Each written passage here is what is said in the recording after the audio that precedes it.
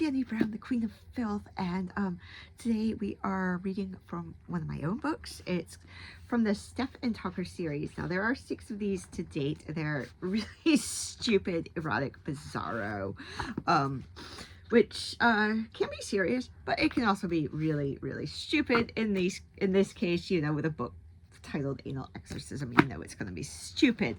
But we are going to start at the beginning with part of Dancing with Ice Zombies. So let's get to it. I'll post all the links down below, although I do promote this one quite a bit. It just hasn't found its audience yet. So I started writing them in 2015, and it was accepted for publication, and then it never got published. So I'm like, you know what, I'm just going to eventually take these back. So I did. And then I'm like, I'm going to self-publish these rather than pitching them elsewhere, because I had always wanted to self-publish. So I've done these. I've done the covers and everything myself. So this one was done in Photoshop. But this one was done in GIMP, and I drew out all the flowers, as you can see, by hand in GIMP. So some of them are GIMP covers, some of them are Photoshop covers.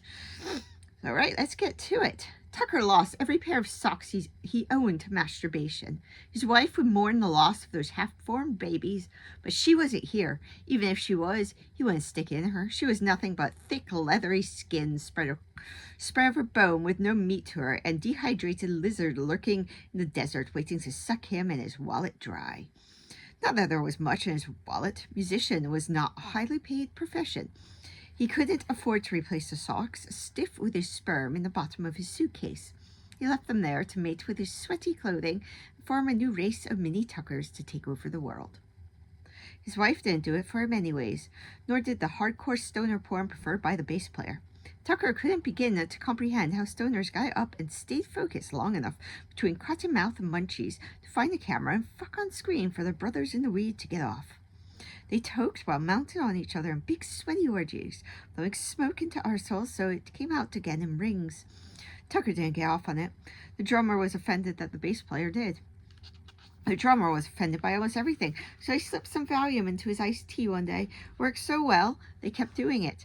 The drummer was in a permanent state of blissful drooling, but he still had the odd moment of having the proverbial stick up his ass, shooting disapproving stares at Tucker and his masturbation habits. What else were socks for?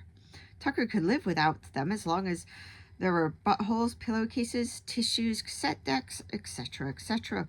Tucker's half-formed babies coated the inside of the tour bus in everyone's jacket pockets, including the drummer. It was so abundant, the band saved on their salt bill by using it to flavor the food. On a long night of desperate hunger, they ate it. At 5 calories per spoonful, they needed a lot of it. Tucker did not disappoint. He was disappointed, though. The one he loved had it out of a disposable cup instead of his cock. Months of staring at Stef's sweaty post-show butt crack left Tucker with a longing to lick it, taste the salt and crust. He would savor every drop on his tongue before spitting it into the bottom of his suitcase with his sweaty clothes and spunk-harboring socks.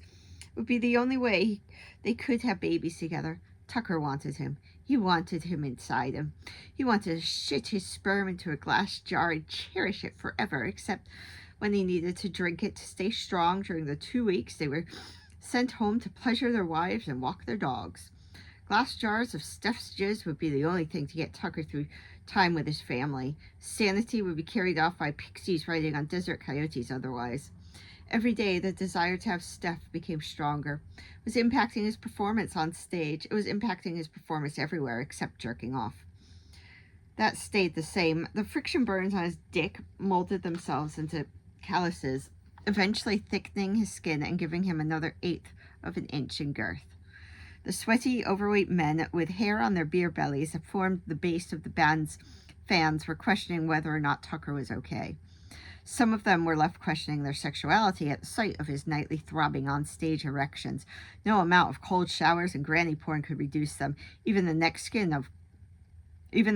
variety of granny porn.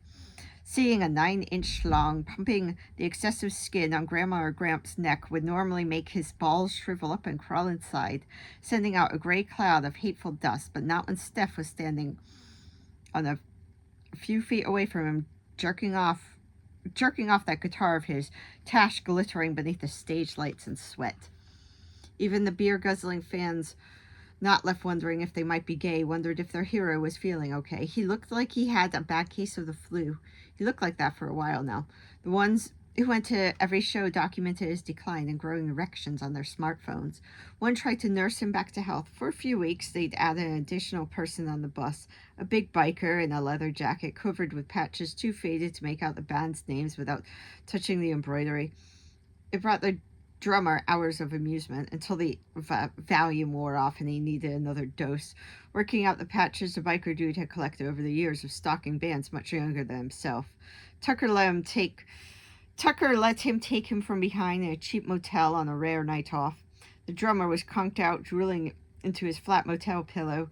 The bass player had a fat joint and a bag of chips to enjoy with his live stream stoner porn. Tucker wanted Stef to hear what he was missing. He wanted a green snake of envy to choke him until he cried out for air. He imagined it was Stef as he stared at the dirty wall in front of him. Stef was on the other side of that wall. Tucker was sure to cry out with each thrust into his arse. He didn't feel much, but he wanted Stef to think different. He wanted Stef to think he was enjoying himself and blow his load at imagining what could be. Tucker would lick the friction burns, cool the next night off. Spunk would cool in the drips on the walls on the cut-price motel. Nothing cheaper outside of an hourly rate. Stef would kiss his friction burns and calluses better someday. There would be more cheap motels on the road for them to have each other and race jizz down dirty walls. Stef's cock was bigger than beer gut biker dude.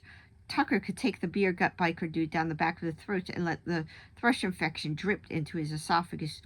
He wouldn't be able to do that with Stef. Stef was too well hung with big bouncy balls and pubes tamed with scissors and sparkling mustache cream. Tucker lubed beer gut biker dude with his tongue and throat. He would need a tube and a half of KY to handle Stef, despite keeping a butt plug shoved up there 22 hours a day. Stef didn't have a beer gut. It wouldn't hit the small of his back if they fucked pressed against the wall. Standing was the only way to take beer gut biker dude. Any other position, and Tucker would be smothered beneath his immense weight.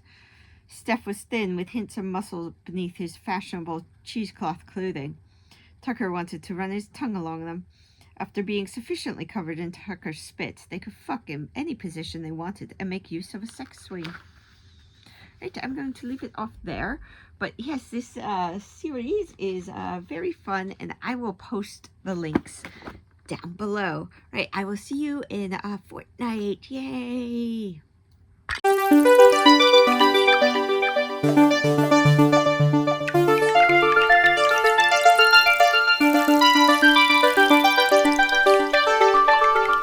Oh, and don't forget to hit subscribe. Hit subscribe. Yay! Hit subscribe.